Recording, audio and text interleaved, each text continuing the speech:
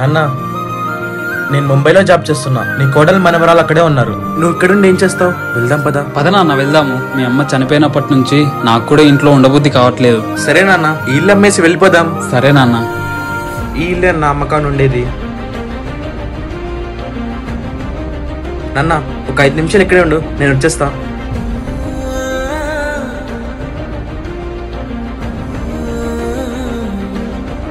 Uncle, మీరు హుసేన్ వాళ్ళ father కదా? అవును, మా అబ్బాయి 5 నిమిషాల్లో వస్తా అన్నాడు, అందుకే ఇక్కడ ఎదురు చూస్తున్నా. అదేంటి, మీ కొడుకు ఆల్రెడీ ముంబైకి వెళ్ళిపోయాడు కదా? లేదన్నా, 5 నిమిషాల్లో వస్తాడు. నాతో ఇంతాకే మాట్లాడి వెళ్ళిపోయాడు అంకుల్ వాడు. ఇల్లు అమ్మేశాను, డబ్బు తీసుకుని నాతో పాటు వస్తున్నా. వస్తే డబ్బు తీసుకొని నువ్వు ఒక్కటే రా. మీ నాన్నతో వచ్చేటట్టుంటే నువ్వు రావకు. నిన్ను నీ కూతుర్ని చూసుకోవడమే ఎక్కువ, మళ్ళీ మీ నాన్నని కూడా చూసుకోవాలా? అంకుల్, నా కొడుకు నన్ను నాశనం చేసిపోయాడు. అన్నీ ఉండి కూడా ఇలా పోగొట్టుకుని నేను రోడ్లో అడుక్కోవాలా?